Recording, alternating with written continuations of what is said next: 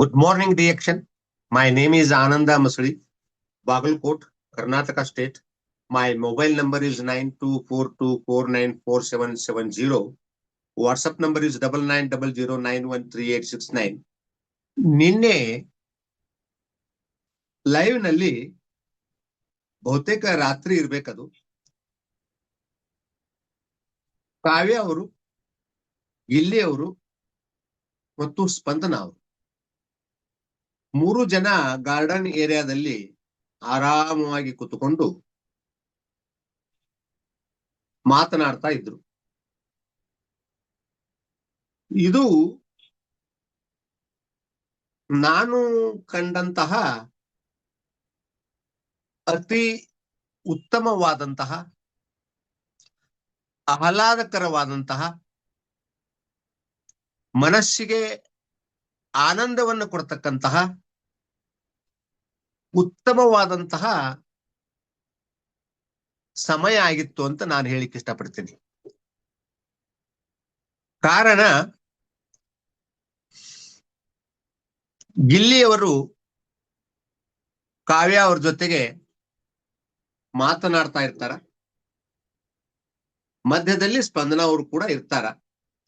ಅವರು ಇವರಿಬ್ಬರ ಮಾತಿಗೆ ಸಾಕ್ಷಿಯಾಗಿ ಮತ್ತು ಸಪೋರ್ಟ್ ಆಗಿ ಇರ್ತಾರ ಅಂತ ನನಗ ಅನಿಸ್ತದ. ಇಲ್ಲಿ ಮುಖ್ಯವಾಗಿ ಕಾವ್ಯ ಅವರು ಮಾತುಗಳನ್ನ ಆಡ್ತಾ ಇದ್ರು, ತುಂಬಾ ಹೃದಯ ಸ್ಪರ್ಶಿಯಾಗಿ ಮಾತುಗಳನ್ನ ಆಡ್ತಾ ಇದ್ರು. ಆ ಮಾತುಗಳಲ್ಲಿ ಕಪಟತನ ನನಗೇನು ಕಂಡು ಬರಲಿಲ್ಲ. ಅವರು ನಿಜಕ್ಕೂ ಗಿಲ್ಲಿಯವರ ಮಾತಿಗೆ, ನಡತೆಗೆ, ಅವರ ಪರಿಶುದ್ಧ ಹೃದಯಕ್ಕೆ ಎಷ್ಟಿಲ್ಲ ಎಷ್ಟು ಮರುಳಾಗಿದ್ದಾರೆ ಅಂತ ನನಗನ್ನಿಸ್ತದೆ. ನನ್ನ ಅನಿಸಿಕೆ ಸುಳ್ಳು ಆಗುವುದಿಲ್ಲ ಅಂತೂ ಕೂಡ ನಾನು ಅಂದುಕೊಂಡಿದ್ದೀನಿ. ಆದ್ರೆ ಸುಳ್ಳು ಆಗಬಾರ್ದಂತ ಏನಿಲ್ಲ. ನಾನು ಅಂದುಕೊಂಡಿದ್ದು ಸುಳ್ಳು ಕೂಡ ಆಗಿರ್ಬಹುದು. ಆದಾಗ್ಯೂ ನನಗೆ ಅನಿಸಿದ್ದನ್ನ ನಾನು ಹೇಳಲಿಕ್ಕೆ ಇಷ್ಟಪಡ್ತೀನಿ. ಕಾವ್ಯ ಅವರು ಈ ವಾರ ಬಿಗ್ ಬಾಸ್ ಮನೆಯ ಕ್ಯಾಪ್ಟನ್ ಆಗಿದ್ದಾರೆ. ಇನ್ನುಳಿದ 10 ಜನ ನಾಮಿನೇಟ್ ಆಗಿದ್ದಾರೆ. ಇದು ಬಹಳ ವಿಚಿತ್ರ. ಕಾವ್ಯ ಅವರು ಕ್ಯಾಪ್ಟನ್ ಆಗಿರುವುದು ಕೂಡ ವಿಚಿತ್ರ. ಒಂದಷ್ಟು ವಾಹಿನಿಯವರ ಸಹಕಾರ ಕೂಡ ಕಂಡು ಬರ್ತದೆ ಅದರಲ್ಲಿ. ಇನ್ನು ಎರಡನೆಯದಾಗಿ ನಾಮಿನೇಷನ್, ಅಲ್ಲಿ 10 ಜನ ನಾಮಿನೇಟ್ ಆಗಿದ್ದಾರೆ, ಕಾವ್ಯ ಅವರೊಬ್ಬರೇ ಉಳ್ಕೊಂಡಿದ್ದಾರೆ. ಕಾವ್ಯ ಅವರಿಗೆ ಎಲ್ಲೋ ಒಂದು ಕಡೆ ಸೂಕ್ಷ್ಮವಾಗಿ ನನ್ನ ದುರ್ದೈವಶಾತ್ ಎಲ್ಲಿ ಗಿಲ್ಲಿ ಹೋಗ್ಬಿಡ್ತಾನೋ ಅನ್ನುವಂತ ಒಂದು ಸ್ವಲ್ಪ ಅಳುಕು ಅವರ ಮಾತಿನಲ್ಲಿ ಕಂಡು ಬರ್ತಾ ಇತ್ತು. ಅದಕ್ಕೆ ಗಿಲ್ಲಿ ನೀನು ಉಳ್ಕೋತೀಯೋ ಇಲ್ಲೋ, ಈ ವಾರ ನೀನು ಸೇಫ್ ಆಗ್ತೀಯೋ ಇಲ್ಲೋ ಹೇಳೋ ಅಂತ ಗಿಲ್ಲಿಯ ಗ್ರಾಮೀಣ ಭಾಷೆಯಲ್ಲಿಯೇ ಗಿಲ್ಲಿ ಹೇಗೆ ಮಾತಾಡ್ತಾನ ಅದೇ ರೀತಿಯಾಗಿ ಅವರು ಮಾತನಾಡ್ತಾ ಇದ್ರು. ಗಿಲ್ಲಿಯ ಧಾಟಿಯಲ್ಲೇ ತಮ್ಮ ಮಾತುಗಳನ್ನ ಆಡ್ತಾ ಇದ್ರು.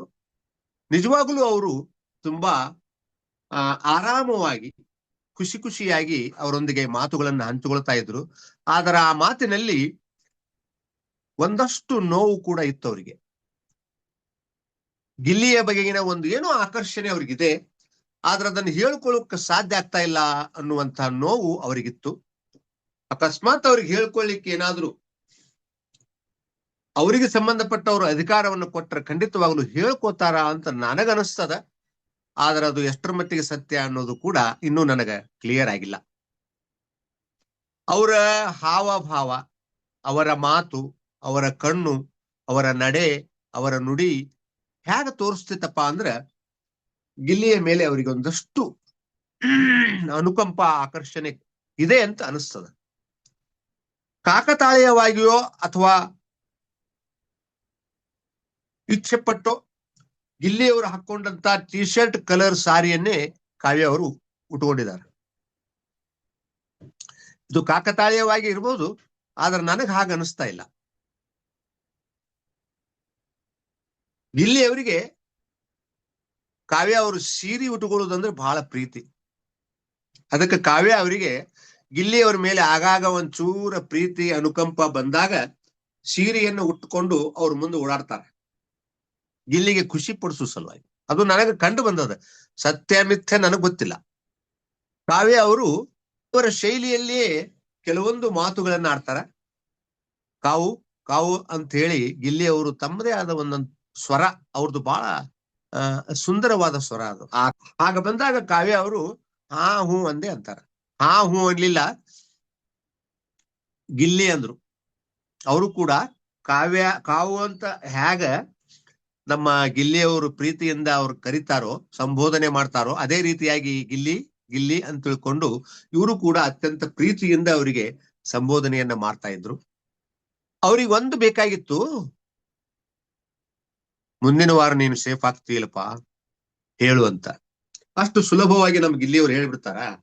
No chance, no chance. ಅವ್ರು ಹೇಳಿದ್ರು ಅನ್ಎಕ್ಸ್ಪೆಕ್ಟೆಡ್ ಇದು ಶೋ, ಹೇಳಿಕ್ ಆಗಲ್ಲ, ನಮ್ಮ 10 ಜನರನ್ನು ಉಳಿಸಿಕೊಂಡು ನಿನ್ನ ಹೊರಗೆ ಹಾಕ್ಬೋದು ಅಂತ ಹೇಳಿದಾಗ ಕಾವ್ಯ ಅವರು ನಗ್ತಾರ. ಅವ್ರಿಗೆ ಬಹಳ ಖುಷಿ ಆಗ್ತದ ಗಿಲ್ಲಿಯವ್ರ ಜೊತೆ ಮಾತಾಡೋದು, ಗಿಲ್ಲಿಯವರ ಮಾತುಗಳನ್ನು ಕೇಳಿಸಿಕೊಳ್ಳೋದು ಅಂದ್ರೆ ಅವ್ರಿಗೇನೋ ಒಂಥರ ಖುಷಿ. ಜೊತೆಗೆ ನೋವು, ನಾನು ನನ್ನ ಇಚ್ಛೆಯನ್ನ ವ್ಯಕ್ತಪಡಿಸ್ಲಿಕ್ಕೆ ಆಗ್ತಾ ಇಲ್ಲ ಅನ್ನುವಂಥ ನೋವು ಅವರ ಮುಖದಲ್ಲಿ ಕಂಡು ಬರ್ತಾ ಇತ್ತು.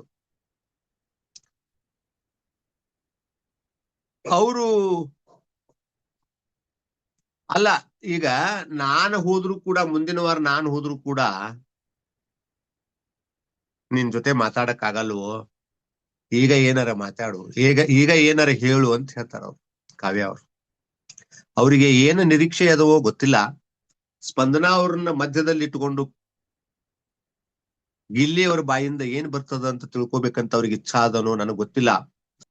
ಇನ್ನು ಎರಡನೇದಾಗಿ ಅವ್ರು ಹೇಳ್ತಾರ, ತಲೆ ತಿರುಗಿಸ್ತೀಯಪ್ಪ, ತಲೆನೂ ತಿರುಗಿಸ್ತೀಯ, ಎಲ್ಲಾನು ಮಾಡ್ತೀಯ ನೀನು ಅಂತ ಸ್ವಲ್ಪ ವಿಡಂಬನಾತ್ಮಕವಾಗಿ, ಕ್ಯೂಟ್ ಆಗಿ, ಅವನ ಮನಸ್ಸಿಗೆ ನಾಟುವ ಥರ ಖುಷಿಯಾಗಿ ಹೇಳ್ತಾರ. ಅಂದ್ರ ಅವ್ರ ಮನಸ್ಸು ಎಲ್ಲ ಆ ಗಿಲ್ಲಿ ಕಡೆಗೆ ಇರ್ತದೆ, ಅವರ ಕಿವಿಗಳು ಕೂಡ ಅವ್ರ ಕಡೆಗೆ ಇರ್ತಾವ. ಕಳ್ಳ ನೋಟದಿಂದ ಆಗಾಗ ಅವನನ್ನ ನೋಡ್ತಾ ಇರ್ತಾರ. ಅವನ ಮಾತುಗಳು, ಅವನ ನಗು ಬಹಳ ಇಷ್ಟ ಅವರಿಗೆ. ಸ್ಪಂದನ ಅವರು ಕೂಡ ಕಾವ್ಯ ಅವರಿಗೆ ಸಂಪೂರ್ಣ ಸಪೋರ್ಟ್ ಮಾಡ್ತಾ ಇದ್ದಾರೆ. ಗಿಲ್ಲಿ ಮತ್ತು ಕಾವ್ಯ ಅವರ ಮಧ್ಯದೊಳಗಿನ ಇರ್ತಕ್ಕಂಥ ಒಂದು ಏನು ಮಧುರ ಬಾಂಧವ್ಯ ಅದ, ಅದು ಸ್ನೇಹ ಆಗಿರ್ಬೋದು, ಪ್ರೀತಿ ಆಗಿರ್ಬೋದು, ನಮಗಿನ್ನೂ ಸ್ಪಷ್ಟ ಆಗಿಲ್ಲ ಅದು. ಆ ಇಬ್ಬರ ಮಧ್ಯೆ ತಾವು ಪಾತ್ರವನ್ನು ವಹಿಸ್ತಾ ಇದ್ದಾರೆ ಅವರು. ಅವ್ರಿಗೆ ಬಹುತೇಕ ಗೊತ್ತಿರಬಹುದು, ಅಥವಾ ಕಾವ್ಯ ಅವರು ಸೂಕ್ಷ್ಮವಾಗಿ ಅವ್ರ ಎದುರಿಗೆ ಹೇಳಿರಬಹುದು. ಆ ಒಂದು ಸೂಕ್ಷ್ಮತೆ ನನಗ ಕಂಡು ಬರ್ತದೆ. ಇದೇ ರೀತಿಯಾಗಿ ರಜತ್ ಅವರು ಗಿಲ್ಲಿ ಅವರಿಗೆ ಸಪೋರ್ಟ್ ಮಾಡಿದ್ರು. ಕಾವ್ಯ ಮತ್ತು ಗಿಲ್ಲಿಯನ್ನ ಹತ್ತಿರ ತರಲಿಕ್ಕೆ, ಅವರ ಬಾಂಧವ್ಯವನ್ನು ಇನ್ನಷ್ಟು ಸರಿಯಾಗಿ ಬೆಸಿಲಿಕ್ಕೆ ರಜತ್ ಅವರು ಕೂಡ ಗಿಲ್ಲಿ ಅವರಿಗೆ ಸಹಾಯ ಮಾಡಿದ್ದಾರೆ. ಗಿಲ್ಲಿ ಅವರಿಗೆ ರಜತ್ ಅವರು ಸಹಾಯ ಮಾಡಿದ್ದಾರೆ ಅನ್ನೋದು ಕೂಡ ಕಾವ್ಯ ಅವರಿಗೆ ಗೊತ್ತು. ಹೇಗೆ ಸ್ಪಂದನ ಕಾವ್ಯಗೆ ಸಹಾಯ ಮಾಡ್ತಾ ಇದ್ದಾಳ ಅನ್ನೋದು ಗಿಲ್ಲಿಗೆ ಗೊತ್ತು, ಅದೇ ತೆರನಾಗಿ ರಜತ್ ಅವರು ಗಿಲ್ಲಿಗೆ ಸಹಾಯ ಮಾಡ್ತಾ ಇದ್ದಾರೆ ಅನ್ನೋದು ಕಾವ್ಯ ಅವರಿಗೂ ಕೂಡ ಗೊತ್ತು. ಈ ಬಾಂಧವ್ಯ ಹೀಗೆ ಮುಂದುವರಿಬೇಕು. ಆದರೆ ಕಾವ್ಯ ಅವರಿಗೂ ಮತ್ತು ಗಿಲ್ಲಿ ಅವರಿಗೂ ವೈಯಕ್ತಿಕವಾಗಿ ಸ್ವಭಾವದಲ್ಲಿ ಬಹಳ ಅಂತರ ಇದೆ. ಗಿಲ್ಲಿ ಅವರು ಅತ್ಯಂತ ನೈಜವಾಗಿ, ಸಹಜವಾಗಿ ಬದುಕ್ತಕ್ಕಂಥ ವ್ಯಕ್ತಿ. ಆದ್ರೆ ಕಾವ್ಯ ಅವರು ಒಬ್ಬ ಮಾಡರ್ನ್ ಹುಡುಗಿ, ನಾಲೆಜಬಲ್ ಗರ್ಲ್, ತಿಳುವಳಿಕೆದ. ಆದರೆ ಒಂದೊಂದ್ಸಾರಿ ತಿಳುವಳಿಕೆ ನಮ್ಮ ಬದುಕಿಗೆ ಸಹಾಯಕ್ಕೆ ಬರಲ್ಲ ಅಂತ ನನಗನ್ನಿಸ್ತದೆ. ಸಹಜವಾಗಿ ಬದುಕುವ ಕಲೆ ನಮ್ಮ ಕಾವ್ಯ ಅವರಲ್ಲಿ ಕಮ್ಮಿ ಕಂಡು ಬರ್ತದೆ. ಮತ್ತು ಜಾಣತನದಿಂದ ಮಾಡರ್ನ್ ಆಗಿ ಈಗಿನ ಹುಡುಗರು ಹುಡುಗಿಯರು ಯಾವ ತರ ಇರ್ತಾರ ಆ ತರ ಬದುಕುವ ಒಂದು ಕಲೆ ನಮ್ಮ ಗಿಲ್ಲಿಯವರಿಗೆ ಇನ್ನೂ ಬಂದಿಲ್ಲ. ಅದನ್ನ ಅವ್ರು ಅಳವಡಿಸ್ಕೋಬೇಕು.